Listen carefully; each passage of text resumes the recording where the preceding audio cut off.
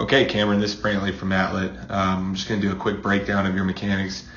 I'm going to use this video. It's the clearest video. You can see it in your game film, but it's kind of blurry, so I want to stay with the sharpest quality video we have. And I'm glad you told me about the TJ injury because I was going to be bringing it up anyway, so I'm going to pinpoint kind of where that injury aggravation is coming from, and it's going to be one of the main focal points for if you're doing stuff with us. So right here, I want you to kind of see what I'm talking about. Everything's fine so far in your motion. Leg lift's fine. One of the things that you do that I would try to combat with the leg lift is you see how this is this foot is sort of flexed and it kicks inside your knee. I'm going to teach you how to sort of loosen that front leg up because I want that front hip to be able to go first. And anything that is a point of tension with the front leg will stop that weight shift and that natural shift of your front hip from happening. So your leg's going to look a little looser and almost, think about it, dangling in the air. It'll be a little bit more like this. And that's an easy fix, man. That'll be something subtle that we introduce you to. But the big thing is right here.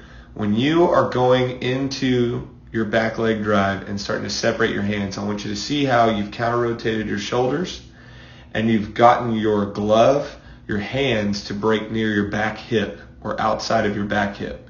And you're going to hold on to them for a long time. Now, your point of breaking your hands right here, this is going to set you up for the main problem with your UCL at the end of your motion. The issue with this counter rotation move right here is it feels like you're doing extra work to help yourself rotate fast, but the larger you actually counter rotate, the bigger the swing has to be to unwind from that counter rotation. And instead, you're going to think differently about this, where you can keep your same arm slot, but you're going to rotate on a tighter plane, which means this glove arm right here needs to get out differently because it's technically late. And it's going to affect you down the mound from the side angle. You're going to see that you're going to lose back leg stability early because your glove arm is not spreading out with your front leg. These two right here need to go out together. And the reason for that is if you throw overhand, you're trying to use that glove arm as a counterweight to keep you back on your back foot so that your back foot stays in the ground for a long time and you're stable on your back leg even though you're trying to drive fast towards the plate. And you're setting yourself up to be on the inside of your back leg early, which is going to cause you to rotate around your front leg, and it's going to cause you to be late with your back arm, which is the point of contention for your elbow. And I want you to see, kind of as we move forward, the domino effect of this bad timing right here. So we're counter-rotated. We've broken our hands too late. Our glove arm is not keeping up with our lead leg. And so because of that, our hand is going to dive behind us.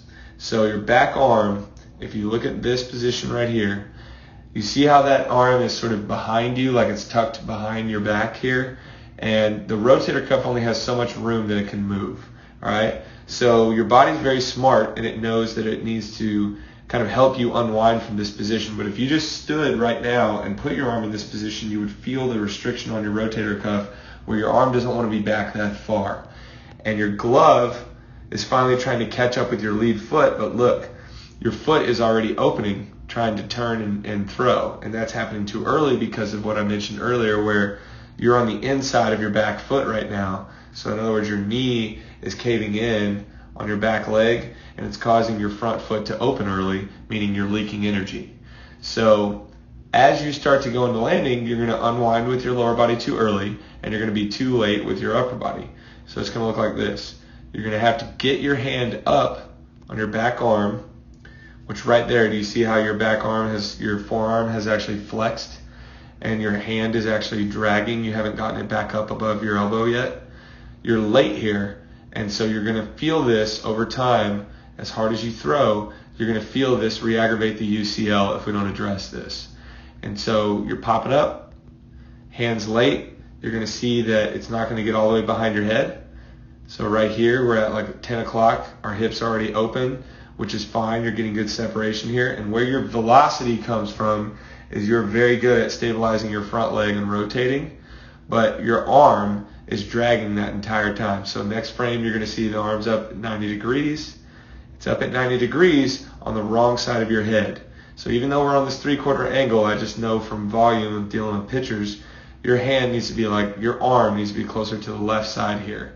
And that's going to show from the direct back angle, you're going to see that your hand's not all the way behind your head. So it's going to drag, not lay back as much. And you're going to pull your head around to try to get this arm around more. And you can see that here with your trunk flexion, like how much you're leaned over here and how much this foot has rotated over. You see how you're like on the top of your shoelaces right there? You should be on just the tip of your toe right there. And all you've done is over-rotated to kind of compensate for getting your arm around. And so when you rotate differently and you get more linear movement, meaning you get more direct towards the plate instead of sort of counter-rotating and then unwinding from that counter-rotation, this foot won't behave like this. This back foot will drag more directly and it'll be on top of your toe. So I know this is a lot, but I kind of want to show you essentially right here, we need to break your hands differently. We need to make you more direct towards the plate, and then that's going to cause you not to drag this arm around, and then you won't be at risk of re-aggravating that UCL. So I hope that makes sense. Look forward to talking to you and your parents more, and hopefully we can get you guys down here. Look forward to working with you.